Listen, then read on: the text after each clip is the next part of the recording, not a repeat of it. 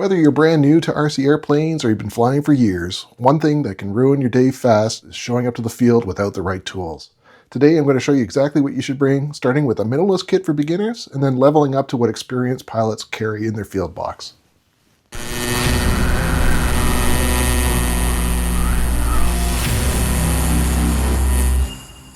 The first thing I should mention is that this is my toolkit. I fly electric planes and drones and other FPV stuff, so this kit is really built around those types of models.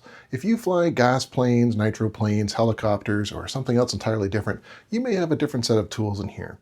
This is sort of my one-wheel workbench. I bring this with me to the field. I am a flight instructor, so I do help students rebuild planes from small crashes, but there's always been things in here that have helped me get out of jam and helped me extend my flying day. Hopefully there's some things in here that you'll take away and incorporate in your toolbox. All right, well, I've laid out a beginner's kit here. This is sort of the minimalist kit, and I think all good kits will have all of these tools in. You're going to be adding more as you go on, but at least get started here. One of the very most important ones to get in your bag is a good screwdriver. I like these ones with the longer bits rather than the short, stubby quarter-inch bits. These longer shafts will make access to some deeply buried screws a lot easier. It's more like a conventional screwdriver that way. You also want to get a set of hex drivers. I like this kit that has a mix of metric and imperial. Unfortunately, where we are, we do get a mix of both of those things, so it's good to have a set of each in your bag. If you don't have the long neck ones like this, then having just the standard Allen key, like a set of those would be fine as well. Another really important tool we'll have is a set of needle nose pliers. There's going to be lots of things that you need to clip on. You can even put on your prop with the lock nut with that as well. Very handy tool to have, and also helps reaching inside of some hard to reach places much easier. Another few tools and accessories that I recommend to carry around. One would be a spare prop for your airplane. These are not very expensive, especially for a lot of the foamy trainer aircraft that we have out there today. $4, $5, $6, maybe $10 in some models, but it's well worth having a spare prop. Nothing sucks more than having a slightly rough landing and then breaking a prop and having to go home for the day when you can spin one of these on in a couple minutes and get back to flying.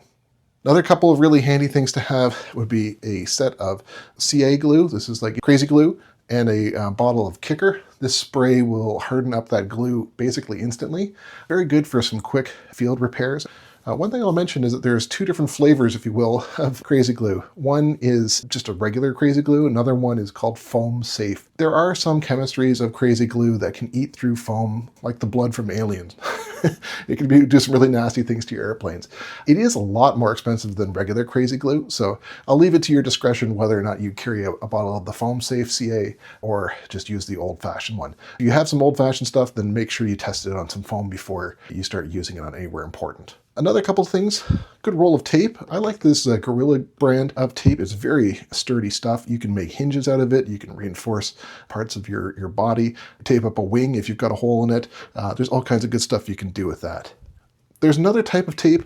This is Blenderm tape. You'll see it sold in stores under Dubro's product line, but you can buy it just as Blenderm on Amazon and other health stores. It's very good to repair wing hinges and other spots that need to be flexible. It sticks great to foam and it won't come off. Another really helpful thing is a lipo checker. This will let you know if you have a pack that is safe to fly, or when you land, you can see how close you were to being completely empty. So having one of those will really help you get the most out of your batteries.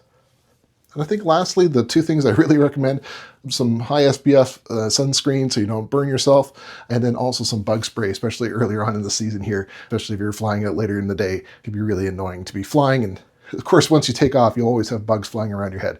So it's good to have some bug spray so you don't get distracted while you're flying. Another really good idea when you're heading to the field is to bring 3 fully charged batteries with you. You know, not everybody can afford 3, but if you can, definitely recommend to have 3.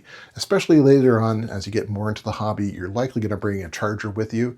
This will let you get a few flights in and then head home, or if you have a charger with you, you can get one in the plane, you can have one on the charger and one ready to go on the bench when you land. And you can keep cycling through them with very minimal downtime. So having at least 3 batteries is really helpful.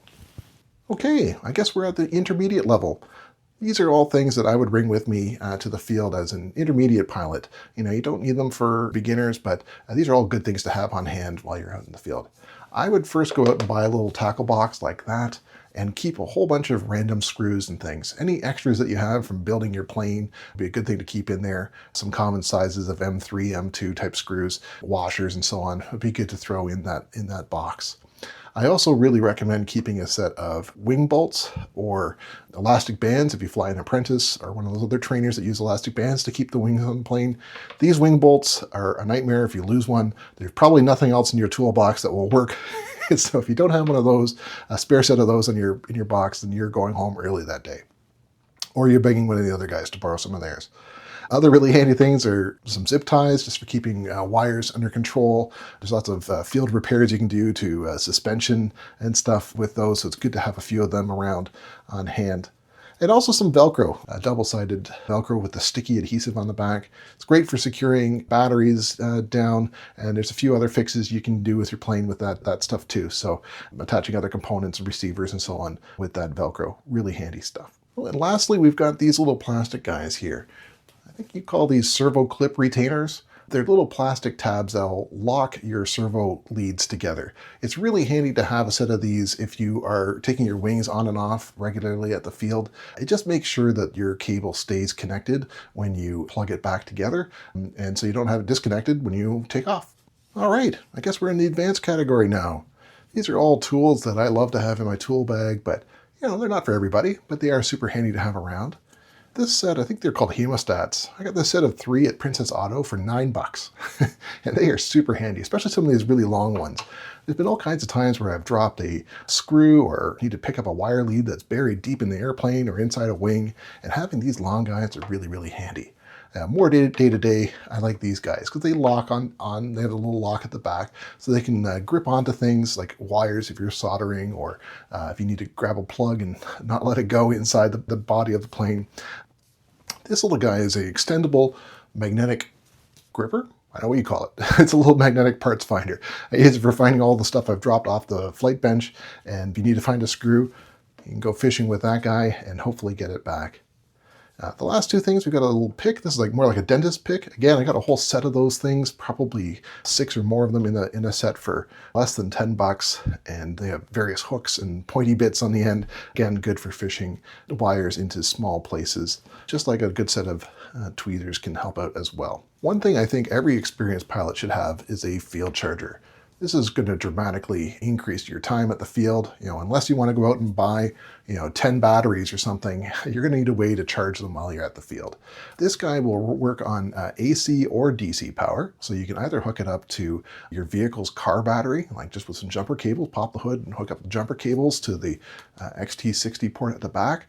Or you can bring a very large battery, like a motorcycle battery, or even one of those portable power stations, like a Jackery or EcoFlow, and use the AC power supply.